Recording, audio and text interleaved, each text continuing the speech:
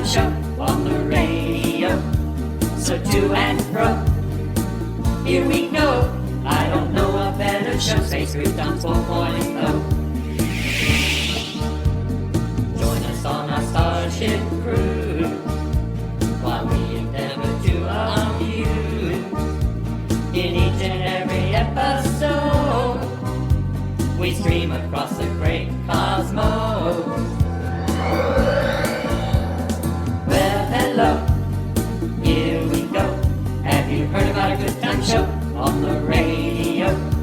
Look out below. Here we go. I don't know what better show, Space Croutons 4.0.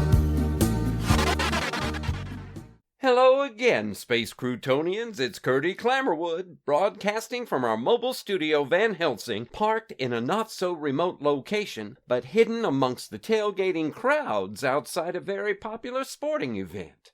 I think you'll figure it out. Anyway, as always, I'm joined by my AI bestie and Space Crouton's very own GOAT, the greatest of all time, Sally. Greetings and salutations, everyone. And thank you, Curdy. That was a home run of an intro. Well, thank you, Sally. And to our listeners, keep your eye on the ball, because we're going to bring you another episode of your favorite podcast of strange and unexplained phenomena, Space Croutons, now in Season 4. We're stepping up to the plate and swinging for the fences. You know, Sally, I think you could say we're in a league of our own. Like Gina Davis and Madonna? As much as I like that movie. There's no crying in baseball. You know, my dad used to say that too. But he would add, except for Cubs fans, they've cried a lot of tears into their beers over the years. And that reminds me, go get me one before I give you something to cry about. But Sally, this is more about the Mississippi Fiends. So true. But before we share what we have been able to uncover about the Fiends, let's take a quick break and hear from our sponsor. Play it, Sally. Today's episode is brought to you by the letter Bohba. It is the third letter of the Geek Alphabet and represents the ability to hold more than expected, meaning bag of holding or artifact storage. In the systems application world, the Bohba drive is the storage reserved for only the most advanced applications, just like the world-changing Hindsight 2020 app. In pulp culture, Mary Poppins' carpet bag was a Bohba bag, and in Doctor Who universe, his TARDIS was a Bohba-dacious design. The new Geek Alphabet, it's all geek to me. Welcome back, listeners, one and all. We are about to join the 7th game of the World Series between the Boston Red Sox and the Mississippi Fiends. That's right. The Fiends have had a truly Cinderella story. Forming a year ago after newly discovered portals not only gave us access to travel into literary horror classics, but also allowed characters from those same stories to join us in this dimension. Once here, several characters naturally migrated to the entertainment business. Many became actors, starring in the screen productions of the stories from which they came. A group of some of the more well-known monsters formed a Harlem Globetrotter-style baseball team similar to the Savannah Bananas and traveled the world entertaining fans playing exhibition games. They have quite a lineup. The Wolfman, Dracula, Freddy Krueger, Frankenstein's monster, the Invisible Man, and Pennywise are just a few of the more well-known players. It is almost like an Abbott and Costello movie. Oh yeah, I remember those. My favorite was Abbott and Costello Meet Frankenstein. It not only had Frankenstein's monster, but Dracula and the Wolfman. Well, you can't go wrong with any of them. Anyway, let's get back to the Fiends. So, after only a few games, it was obvious the Fiends were much better than the teams they were playing against. Disney Tesla Corporation saw an opportunity, establishing them as a Major League Baseball expansion team and hiring floor manager Jerry Slugworth from Monsters, Inc. to run the franchise. It really has been quite a ride. Their first season with the MLB and already playing in the World Series. I've heard it said, if you build it they will come. And the Fiends have done just that. Manager Slugworth has a team of enormous talent, and no one else has been able to come close. The way they're playing, they're unstoppable. The world, and in particular the American public, can't get enough of them. I hear a Saturday morning cartoon is already in the works. Do they sing? Well, funny you should ask. I believe their first hip-hop album, Children of the Night, with frontman rapper Mummy, who also plays shortstop, has just hit triple platinum. The connection is ready, Curdy. I have watched the score online. I believe we are joining the game in the 7th inning. The 7th inning stretch at Fenway Park. Oh, sweet Caroline, I like Neil Diamond. But you don't bring me flowers. Very good, Sally. Let's listen in. Welcome, viewers, to this special edition of the Batter's Box with yours truly, What's the Score? I have a real treat for you today. We're going to be joining the 7th game of the World Series live. But before we do, let's take a moment to hear from our sponsor, Hindsight 2020.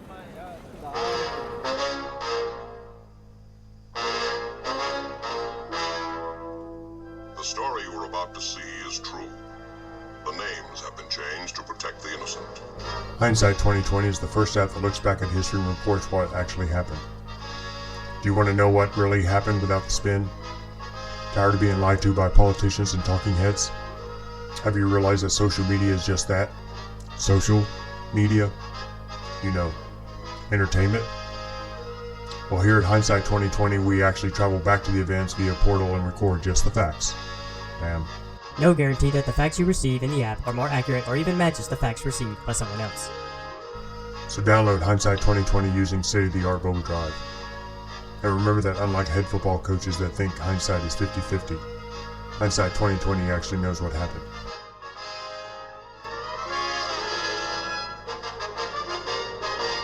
And we're back. And I think I could really use that app because I have some questions about my 5th birthday party. Anyway, let's join the game at the top of the 7th. Just in time for the stretch and the traditional singing of Sweet Caroline.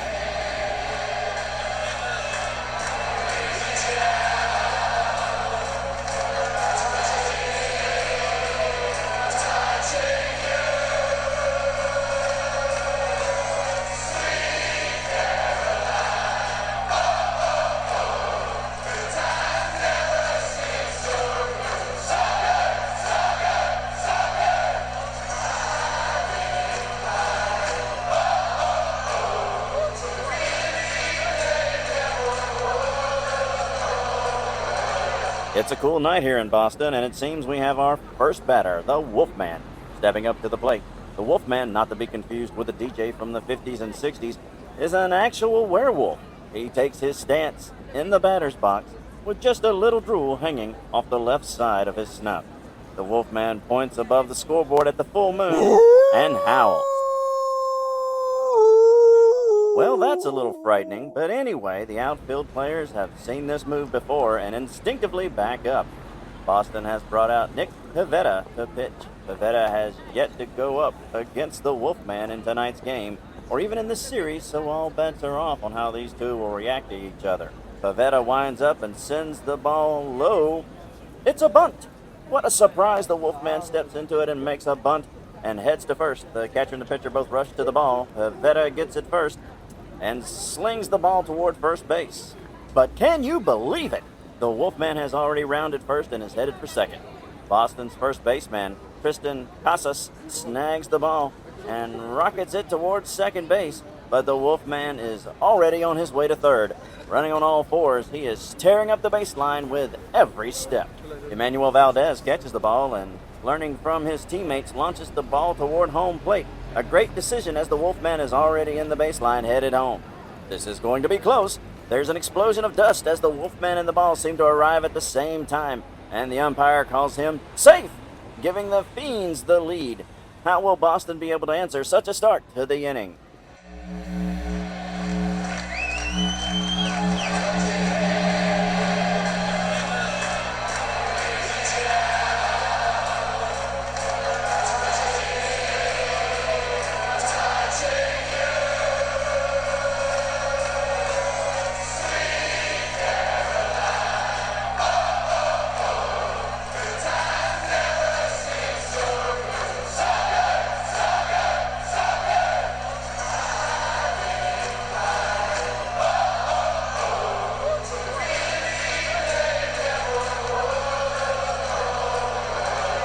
It's a cool night here in Boston, and it seems we have our first batter, Dracula. A real natural holding of the bat, he floats up to the plate. Taking his stance, he points to the moonless sky just above the scoreboard. The outfielders have seen this move before, and they instinctively back up. Nick Pivetta winds up and sends the ball. Dracula answers the 94-mile-an-hour fastball with an even faster swing, sending a line drive straight at Pivetta. It's all Pivetta can do to get his glove in the way, deflecting the ball toward third base. Well, this is new. Dracula has turned into a bat. Yeah, that's right. I guess he's a vampire bat. He dips one wing to touch first base, second base, third base, and is headed home. Third baseman Luis Urias snags the ball, but it was too late. Dracula has crossed home and returned to his previous form. Alex Cora, Boston's manager, has left the dugout heading to the ump to protest.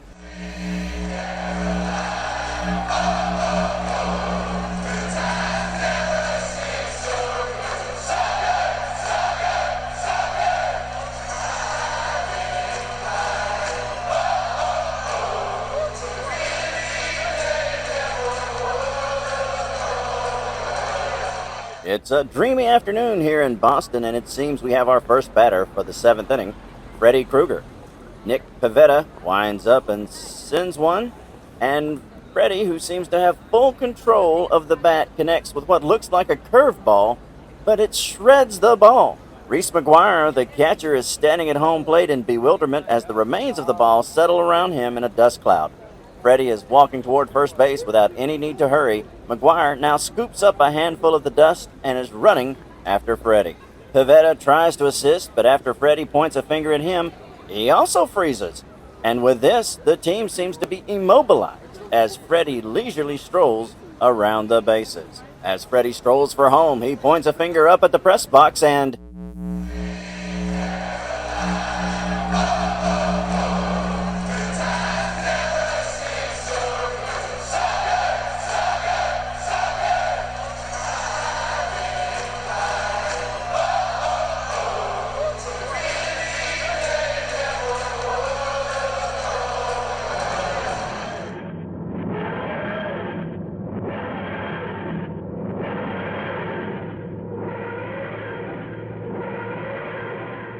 It's a miserable, overcast day here in Boston.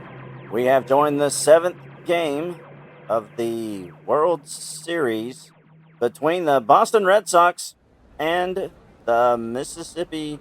Now, wait a minute. Something is going on here. I know we have been here before. Right you are. This is a wibbly-wobbly mess. What?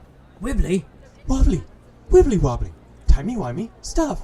You see, when someone messes with time, the results are all wibbly-wobbly. You just don't know what will happen. I'm sorry. Who are you? How did you get in here? And what's that blue box in the corner? First things first. Call me DW. My old friend. Well, let's call him M. Anyway, M likes messing with me. He has issues left over from my childhood. Our? We grew up together. Yes, he was really competitive with me. Anywho, like what I did there? What? No, you're what? I'm who. Got it? Good.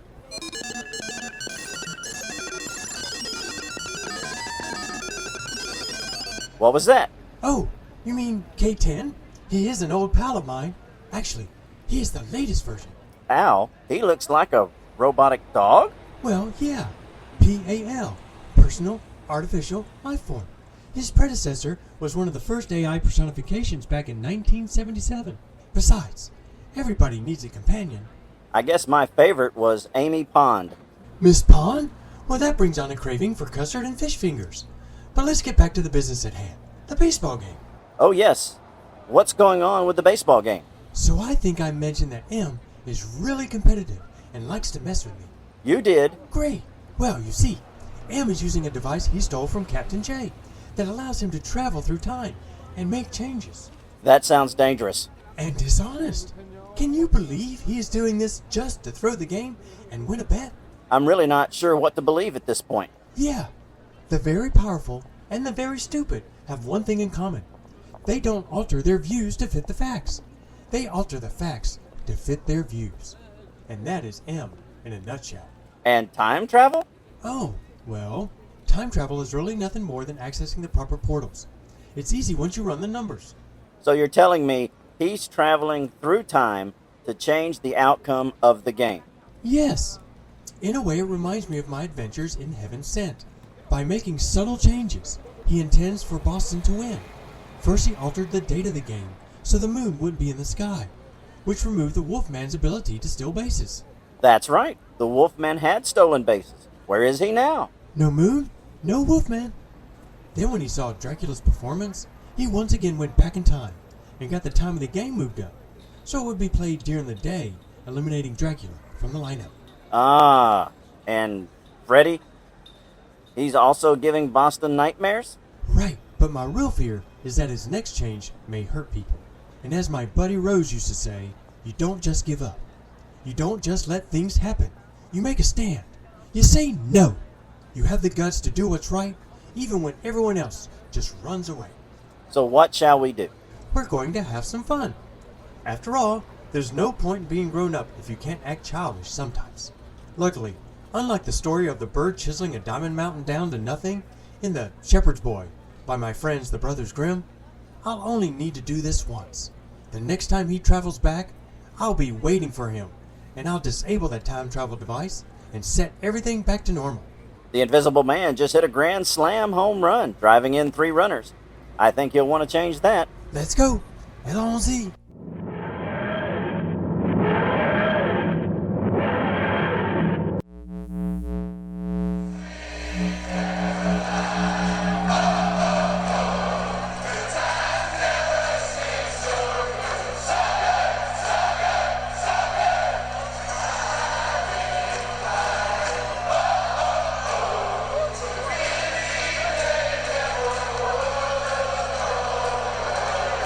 We are at Fenway Park for Game 7 of the World Series between the Boston Red Sox and the Mississippi Fiends. Now, let's get to the action. It's a cool night here in Boston, and it seems we have our first batter of the 7th inning. The Wolfman is stepping up to the plate.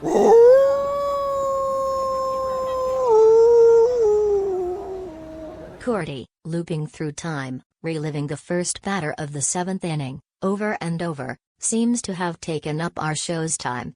You are correct as always, Sally. Thanks for keeping us on track. Shall I play us out? Yes, please. And to our faithful listeners, as we settle into Season 4, if what's going on in the world gives you concern, please remember this. Never be cruel, never be cowardly. Remember, hate is always foolish and love is always wise. Always try to be nice, but never fail to be kind. And until next time, say it with me, Sally.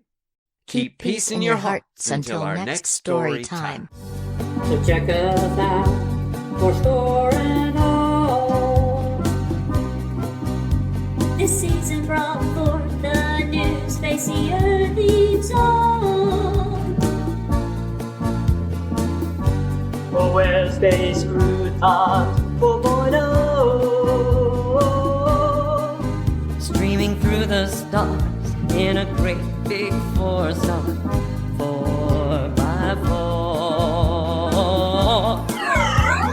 Now you know, here we go. Tell the world about a good time show on the radio. So join the flow. Here we go. I don't know a better show. We're Space Croutons. We're Space Croutons. We're Space Croutons.